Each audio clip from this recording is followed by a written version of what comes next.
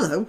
Well, perhaps you can take some comfort from the knowledge that karma is hitting at least some people. And this is an article in the Daily Mail, but it's a phenomenon that's not only being reported in the Daily Mail. And it says here, is the West End going broke because it's gone all woke? A Prince Charming who spurns cinders for the Duke.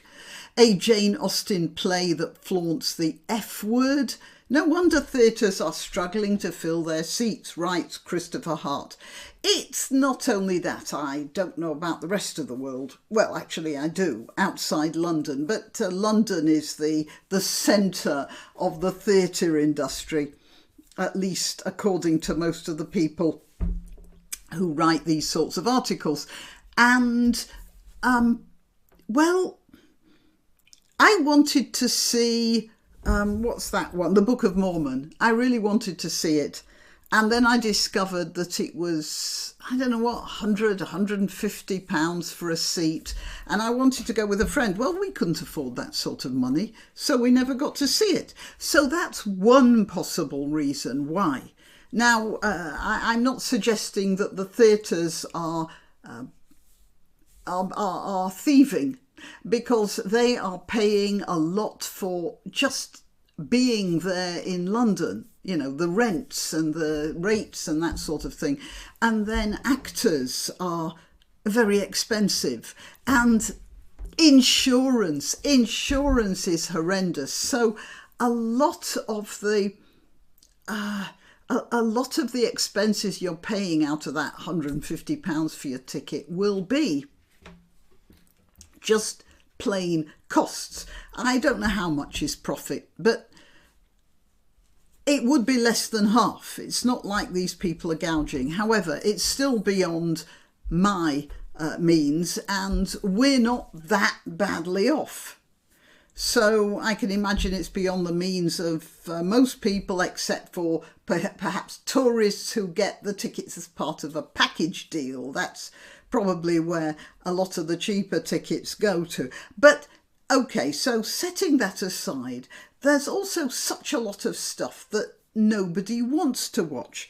I was given tickets to see a show called Wise Children. Now, what happened was one of my daughters-in-law, a sophisticated professional, I might say, she was given 4 tickets by her boss, who had got the tickets and then was going abroad on some sort of a business visit. Now, my suspicion is that her boss just took a look at the reviews of Wise Children and decided to skip the country. However, he gave my daughter-in-law 4 tickets. I'll call this daughter-in-law, what should I call her this time? Sally. So we sat there through, it was quite a long show, and it was all very woke and right on. For instance, all the actors swapped roles every so often. So sometimes the leading lady would be played by a man, and sometimes by a woman, and sometimes by a different woman. And it got rather confusing, and it was long, and my bottom started hurting from sitting on that seat for too long, and my head started hurting. I don't know which was worse. My head started hurting from the ludicrousness of the whole production. And that they were throwing their hearts into it. I mean, these actors, they were really working hard. They were no slouches about that. They were desperately trying. Well, when it finished, and boy, was I glad to stand up. When it finished, Sally, we all stood up, and we all, did that. You know, there was this sort of silence. Everybody else was packing up. And then Sally said to me in a sort of tentative voice, and this woman is not the sort of person who is unsure of herself. She terrifies me sometimes with her efficiency. And she looked at me and she said, What did you think of it? And I thought, well, she'd given me the tickets. Should I be polite? And I thought, oh, sod it. I've sat here for 2 hours or however long it is. I'm not going to be polite about this. And I said, Sally, that was the worst thing I've seen in forever. It was diabolical. It was horribly bad. And then suddenly there was this sigh of relief all the way round me as they all agreed that it was a farrago of woke nonsense. You see, all it needed was for me to say something. If I'd have been polite, then everybody would have kept their peace. And that's the problem with these things. Now, here's a picture of the Cinderella that Andrew Lloyd Webber's come up with. And somebody must have convinced him that it was all very edgy. So here we have, well, either that's a woman or it's a drag queen. I suspect it's a drag queen, but I have to be a little careful. Maybe I have a very nasty mind, but look at the front of that skirt.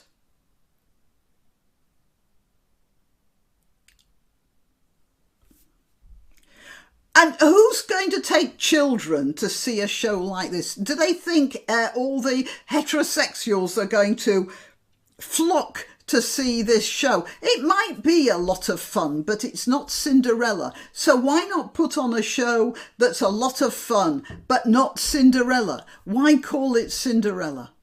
And why come up with a dress like that?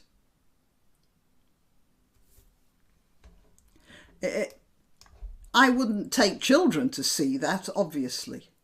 No wonder it's a flop. You don't take children to see that sort of a show. Now, as this article points out, the British have never had that much problem with gay references throughout our entire theatrical tradition. All the Carry-On films have lots of sort of sideways gay jokes. Everybody enjoys them. The radio show called Round the Horn had a couple of characters called Julian and Sandy. Everybody enjoyed that. It's not like this sort of gets people angry when there are references. And apparently there's a show called Cock, which is supposed to be very good. I've never seen it, so I can't say anything about it. That's not the point. And top seats for this show were £217, by the way, according to this. So this guy is saying, you know, the cost is part of it. But he also says not every show is ludicrously expensive. And really, there's a glaringly obvious reason why so many are failing, why so many seats are empty, why so many of us are staying away. The demise of our theatre is exactly paralleled by the way the new woke Hollywood has reimagined Star Wars, Disney stories and Marvel characters, only to produce flop after flop. And go woke, go broke is just as true on Shaftesbury Avenue as it is on Sunset Boulevard. It's not a matter of going woke, though, is it? When you make shows about people being homosexual or in some sort of psychological trauma. You can have terrible tragedies depicted on the stage, weird things happening. You can have all of that. But what you can't do is tear down innocence. And that's what these shows are going for. They are not making their own shows. They are taking things that we remember from our childhood that we wish to pass on to our children, like Cinderella, for instance, and they are pulling them apart, like pulling a butterfly apart, just so you can wave the wings around as a rainbow flag. And that's, depressing in its negativity, it says here. Here's a Jane Austen reinterpretation. Only females, look at that, they're in a rubbish bin playing an accordion. No, don't ask me. I haven't seen it. I can't say how relevant being in a rubbish bin is, but I can say that's not Pride and Prejudice. Now, if you want to make a show about the difficult situation of women in early 19th century England, then do that. You don't have to take Pride and Prejudice and pull it apart page by page and excrete on it. All right, so yeah, that's it. Go woke, go broke. That's not the point. We're not talking here about getting woke. We are talking here about tearing apart our culture, tearing apart the good things and just filthying them. And that's why people aren't turning up at the theatres anymore, because people don't like to see that. They might not actually put it down, but again, just like I wouldn't like to see a butterfly being pulled apart to make a rainbow flag, so people don't like to see things like Pride and Prejudice and Cinderella being manured on. I have to be careful about my language here. Okay, I'm Granniopteryx. I am to be found on YouTube, Rumble, BitChute and Minds. I am at Granniopteryx on Twitter, Gab and Parler. And if you subscribe to one of those, you'll get notification of when I've uploaded a new video. Please like this video, share it, subscribe, and support my channel if you can. And to all those of you who have supported my channel, thank you very much. And till next time. Why not treat yourself or a favoured relative or friend to these magnificent examples of merch? The mugs and t-shirts come in the Granniopteryx design or Granbo with a firearm or the more deadly knitting needles. Go to www.granniopteryx.com and whatever platform you're watching this on, please click like, subscribe and share, share, share.